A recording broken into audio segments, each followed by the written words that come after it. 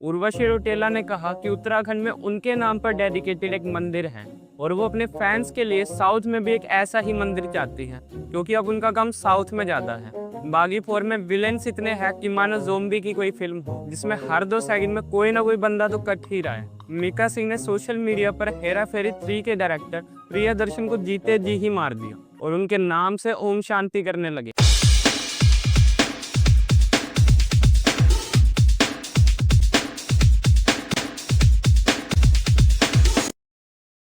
Welcome back to B term story with अनुराग।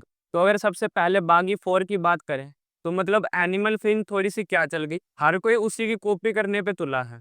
अब कोई चाहता ही नहीं कि ऑडियंस को कुछ नया दिखाया जाए। दरअसल अभी हाल ही में बागी 4 का ट्रेलर रिलीज हुआ है, जिसमें एक अकेला हीरो, 200 गुंडे और 300 हाई जंप्स के साथ टाइगर श्रॉफ वापिस आए हैं। मूवी की स्टोरी लाइन कुछ ऐसी है कि टाइगर श्रॉफ इस बार एक्स सोल्जर बने हैं, जो अपने भाई की मौत का बदला लेने निकला है।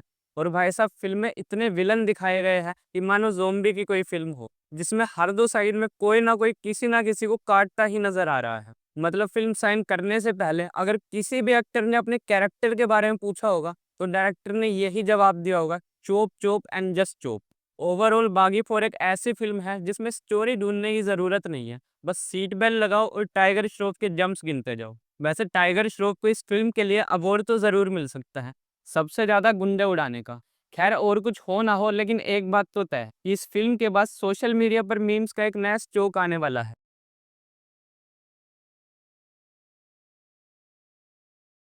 तो अब टाइगर श्रॉफ के बाद अगर विक्की कौशल की बात की जाए, तो उनकी भी एक नई फिल्म महाअवतार का एक बड़ा अपडेट सामने आया है कि उनकी फिल्म महाअवतार, जो अगले साल यानी साल 2026 में रिलीज होने वाली थी, वो डिले होकर अब साल 2027 में रिलीज होगी, जो कि एक माइथोलॉजिकल इंस्पायर्ड फिल्म है और भगवान परशुराम जी के अवतार से इंस्पायर्ड है।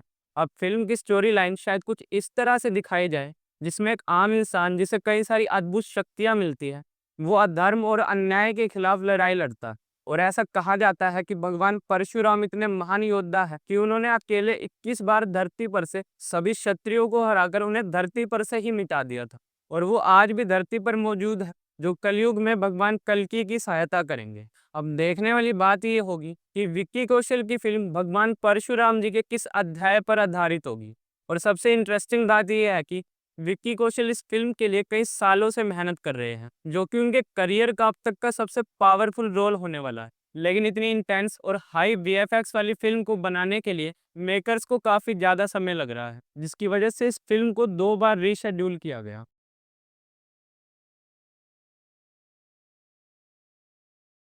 तो अब वरुण धवन और जानवी कपूर की भी नई फिल्म का पोस्टर रिलीज हुआ है, जिसका नाम है सनी संस्कारी की तुलसी कुमारी। मतलब इस नाम को सुनकर जो सबसे पहला ही सवाल दिमाग में आता है, वो ये है कि इस टाइटल को रखा किसने, जिस पर फिल्म रिलीज होने से पहले ही विवाद हो जाए। अब मैं नहीं कह रहा कि इस फिल्म पर कोई कंट्रोवर्सी होगी ही होगी, लेकिन बदलते मौसम, लोंडो की इमोशन और बॉलीवुड की कंट्रोवर्सी को लेकर कुछ नहीं कहा जा सकता कि कब किस बात पर कौन सा नया विवाद शुरू हो जाए।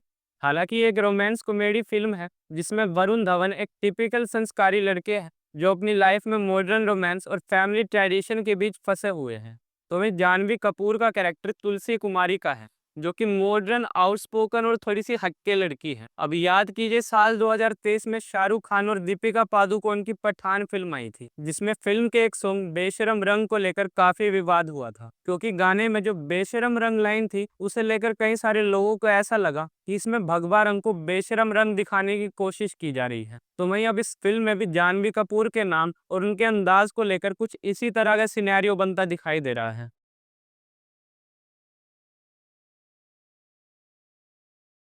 भाई साहब, मीका सिंह को इतनी जल्दी क्या है कि उन्होंने एक हंसते खेलते इंसान का राम नाम सत्य कर दिया। दरअसल अभी हाल ही में आज तक वालों ने अपने सोशल मीडिया अकाउंट पर एक पोस्ट किया था, जिसमें लिखा था, हेरा फेरी 3 आखिरी प्रोजेक्ट, बॉलीवुड से रुखसत हो सकते हैं प्रियदर्शन। अब पहली बात तो ये कि हेरा फेरी 3 अभी तक पूरी तरह कंप्लीट भी नहीं हुई, और ये न्यूज़ चैनल वाले उन्हें सीधा रिटायर करने पे तुले हैं। और ऊपर से हेडलाइन ऐसी छापते हैं कि पढ़ने वाले को लगे वो रिटायर नहीं बल्कि दुनिया छोड़कर ही चले गए हो। अब मीका सिंह ने भी ये पोस्ट पढ़कर यही समझा और सीधा कमेंट बॉक्स में ओम शांति लिख दिया। मीका जी, वो बंदा भी जिंदा है तो उसे जिंदा ही रहने दो, कमेंट करने की इतनी जल्दी क्या है। हाँ, अगर आप में से किसी को कमेंट करना हो तो हमें कमेंट बॉक्स में टाइगर श्रॉफ की फ़िल्म बागी 4 के लिए एक अच्छी-सी पंच लाइन लिखकर ज़रूर भेजें, जिसे हम अपनी अगली वीडियो में यूज़ करेंगे और उसका क्रेडिट भी आपको देंगे।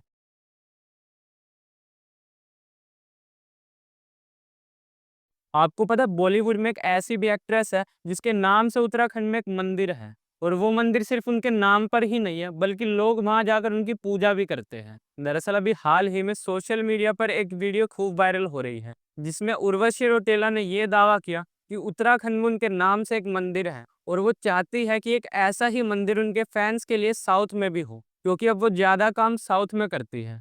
नहीं, उत्तराखंड में ऑलरेडी मेरे नाम का मंदिर है, उर्वशी मंदिर। आप बद्रीनाथ के टेम्पल के मंदिर के दर्शन करने जाओगे ना, उसके ठीक बाजू में there is a temple called Urvashi. आपके नाम का? हाँ, उर्वशी उर्वशी मंदिर वहाँ पे है। मतलब आपके लिए डेडिकेटेड है? हाँ, उर्वशी मंदिर वहाँ पे है। मेरी बस ये चाह है कि उनके भी टेम्पल्स हैं तो साउथ में कुछ ऐसा कुछ हो कि फॉर माय फैन्स कुछ वहाँ पे कुछ हो। पता नहीं उर्वशी रौतेला कौन सी दुनिया में जी रही है जहाँ उन्हें लगता है कि उनके लाखों फैंस नहीं बल्कि लाखों भक्त हैं जो उनकी दिन रात पूजा करते हैं। इतना तो शायद नीरज चोपड़ा जैवलिन नहीं फेंकते होंगे जितनी लंबी लंबी ये मैडम 1 मिनट में फेंक देती है। वैसे आपकी जानकारी के लिए बता दूं कि उत्तराखंड में सचमुच में एक ऐसा मंदिर है जो कि उर्वशी देवी को समर्पित है जिन्हें सौंदर्य और कला देवी के रूप में पूजा जाता है। अब उर्वशी रौतेला जो इस मंदिर को अपने ऊपर डेडिकेटेड बता रही है वो बिना मेकअप किए अपने कमरे से बाहर नहीं आ सकती। बाकी इस पर आपका क्या रिएक्शन होगा हमें कमेंट सेक्शन में लिखकर ज़रूर बताएं। Till then goodbye and thanks for watching.